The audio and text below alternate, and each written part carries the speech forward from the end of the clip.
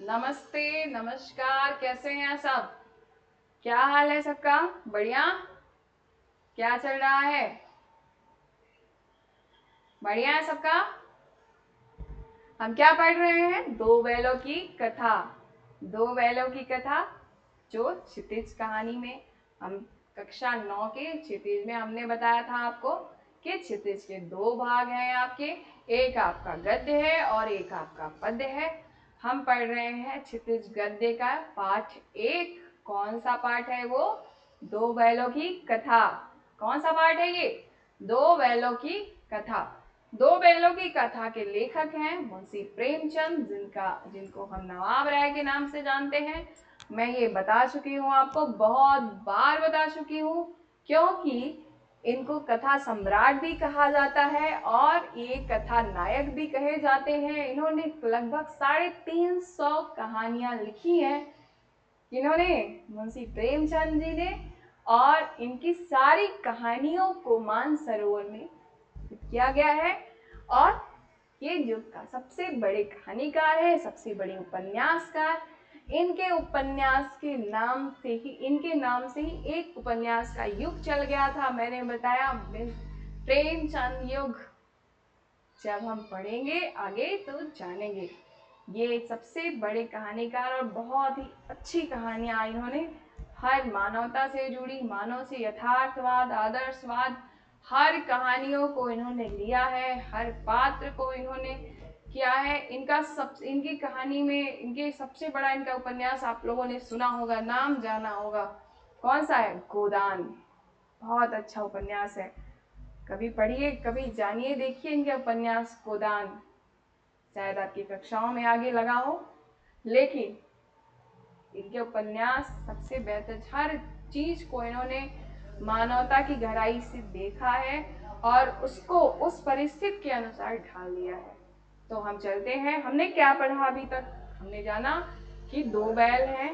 कौन से? हीरा और मोती, जो झोरी के यहाँ रहते थे, लेकिन गया के वो दे देता है, यानी उसकी पत्नी गया को, अपने भाई को दोनों बैल दे देती है। वहां दो जब जाते हैं तो वहां पे उन्हें एक बच्ची मिलती है जिनसे उन्हें बहुत अगाध प्रेम हो जाता है। जिस तरह यहाँ झोरी से था, वो बच्ची बिन माँ की थी, है ना? हम लोग पढ़ चुके हैं पीछे की कहानी में। इसमें क्या होता है फिर? ये लोग किसी तरह, उस आने का मन तो नहीं था, लेकिन वो जब चिल्ला देती है तो ये दोनों भाग जाते हैं बैल। फिर क्या होता है नेक्स्ट में हम लोग देखते हैं, आगे पढ़ते हैं। ठीक है?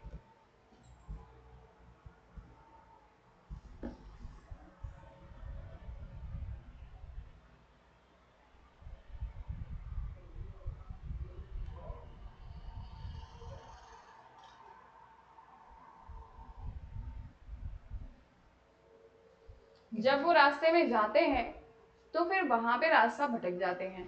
नेक्स्ट में हम लोग पढ़ते हैं कि आगे क्या हुआ उनके साथ, कि वो नए रास्ते पे निकल गए थे। रात को निकले थे, रात को भागे थे उसके जो गया के घर से। तो जब देखते हैं कि अब इनके साथ क्या हुआ, तो जानते हैं आगे कि क्या हुआ।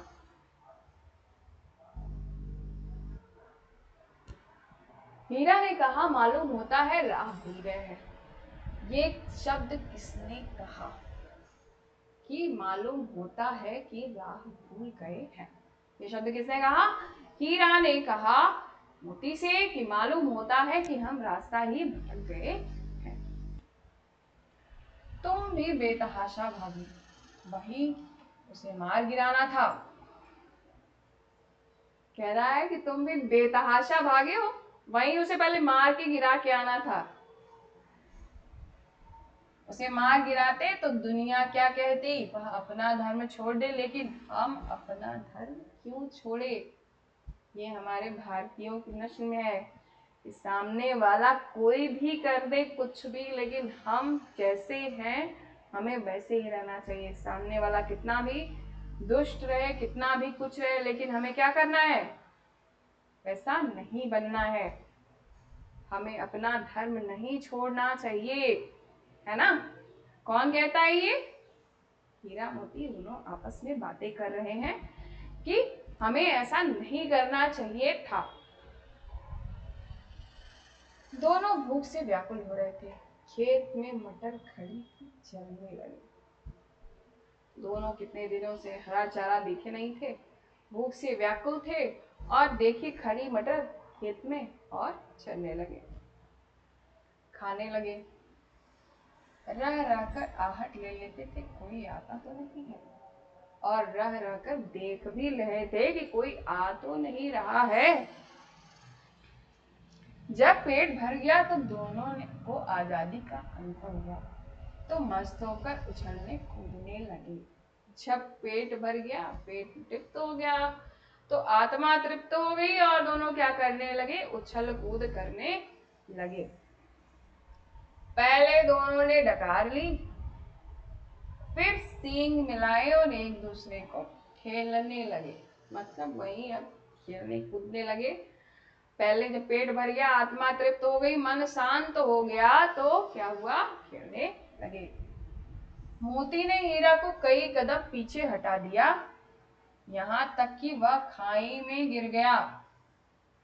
मोती ने हीरा को पीछे कुछ हटा दिया और यहाँ तक कि दोनों वो खाई में इतना मस्त हो गए कि एक दूसरे को खेलते खेलते खाई में गया।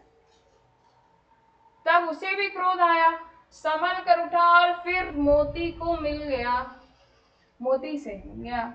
मोती ने देखा खेल खेल में झगड़ा होना चाहता है, तो किनारे हट गए। अब बात गड़बड़ होने वाली थी। दोनों में खेल खेल तो हो ही रहा था, मस्ती मस्ती में होता है ना कि आप लोग खेल खेल में ही कई होता है कि थोड़ा सा लगा तो गेम में ज्यादा हो गया, उसको ज्यादा सोचता है मुझे ऐसे मार दिया, तो वो उसको और तेज से मार देता है, और दोनों किनारे हट गए। दोनों क्या हुआ, किनारे हट गए। अरे यह क्या, कोई सांड दौड़ता चला आ रहा है। हाँ, सांड ही है। वह सामने आ पहुंचा, दोनों मित्र बगले झांक रहे। सांड पूरा हाथी है, उससे भिड़ना जान से हाथ से गुना है, लेकिन न भिड़ने पर भी जान नहीं बचती नहीं, नजर आ जाती। उन्हीं की तरफ आ भी रहा है, कितनी भयंकर सूरत है।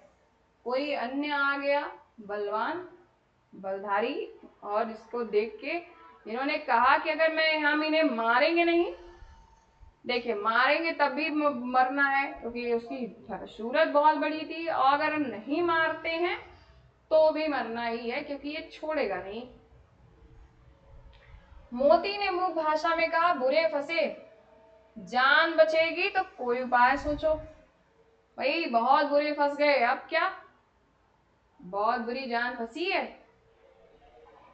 हीरा ने चिंतित स्वर में कहा, अपने घमंड में भूला हुआ है, आरजू बिनती न सुनेगा। हीरा ने चिंता में कहा कि ये तो भाई अपने ही घमंड में है, हम लोग की बातें नहीं सुनेगा, है ना। आरजू भाग क्यों न चले, वो अपनी आरजू, हम लोग की कोई आरजू नहीं सुनना है, इसको क्यों ना ऐसा करें कि हम भाग चले। ऐसी विकट परिस्थिति आ गई उनके सामने। यही होता है जब मस्ती मस्ती में भूल गए कि भाई सामने यहाँ से हटना भी है, पहले खाए पिए मस्ती किए, उसके बाद नेक्स्ट उनसे भी बलवान पशु आ गया। फिर वो क्या किए, चलिए आगे देखते हैं। भागना कायरता है, भागना कायरता है, भागना क्या है, कायरता है। तो फिर यही मरो, बंदा 9 2 11 होता है, और जो तो फिर ठीक है, यही मरो और वह 9 2 11 होता है। तो फिर कोई उपाय सोचो जल्द। दोनों सलाह ही कर रहे हैं कि अब भाई कोई उपाय तो सोचो, अब क्या हो इसके आगे। उपाय यही है कि उस पर दोनों जने एक साथ चोट करें। उपाय क्या है, एकता। सबसे बड़ा उपाय क्या होता है, एक साथ एकजुटता, एकता, है ना। मैं उसे पीछे कर, मैं उससे पहले रगड़ता हूँ, आगे से देखता हूँ और तुम पीछे से रख लो। मैं पहले आगे से करूंगा और तुम पीछे से प्रहार करना। तुम बगल से, दोहरी मार पड़ेगी तो भाग खड़ा होगा। देखो एक साथ जब चोट पड़ेगी, अकेले लड़ेंगे तो कभी नहीं जीत सकते हैं, ठीक है? अकेले लड़ेंगे तो कभी जीत नहीं सकते हैं। मेरी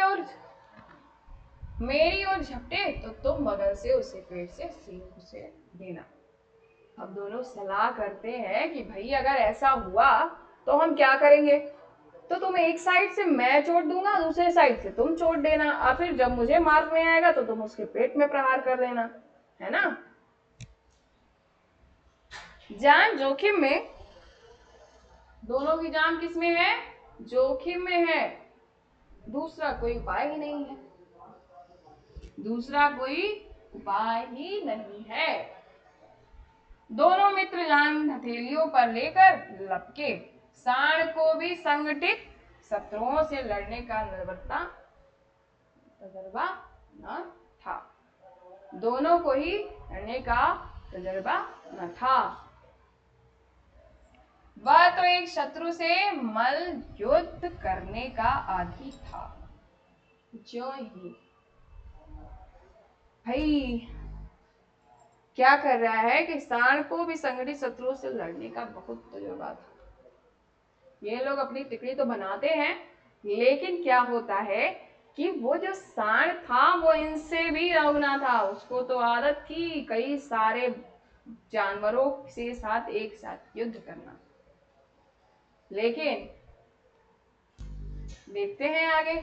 जो ही हीरा पर झपटा, मोती ने पीछे से दौड़ाया।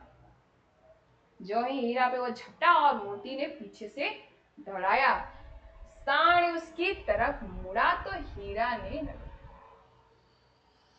सांड जब उसकी तरफ मुड़ा तो हीरा ने पीछे से उसको घेर दिया। सांड चाहता था कि एक एक करके दोनों को गिरा ले। सांड क्या सोचता था कि दोनों को एक साथ गिरा देते हैं, पर ये दोनों भी उस्ताद थे। भाई हीरा मोती कम नहीं है, इनको कम आंकना ये तुम्हारी गलती है। ये दोनों भी कैसे थे? उस्ताद थे। उसे वह अवसर न देते थे। एक बार सांड झल्लाकर हीरा का अंत करने के लिए चला। एक बार तो वो बहुत ही गुस्साया और गुस्से में आकर हीरा को मारने के लिए दौड़ा। मोती ने बगल से आकर पेट में सींग भोग दिया। वो जैसे ही उसके पीछे भागा तो मोती क्या करता है, पीछे से आकर उसके इसमें पेट में अपना सींग लगा देता है। सांड क्रोध में आकर पीछे फिरा तो हीरा ने दूसरे पहलू में सींग चुभा दिया। दोनों का देखो, यही होती है एकता कि अगर वो एक मारता है तो वो उसको जब मारने के लिए टर्न करता है तो वो अपनी सींग उसके पेट में डाल देता है। आखिर बेचारा जख्मी होकर भागा। जीत किसकी हुई? आखिर में बेचारा बैल जख्मी होकर भागा, हीरा मोती जीत गए। दोनों मित्रों ने दूर तक उसका पीछा किया, यहाँ तक कि सांड बेदम होकर गिर पड़ा। तब दोनों ने उसे छोड़ दिया।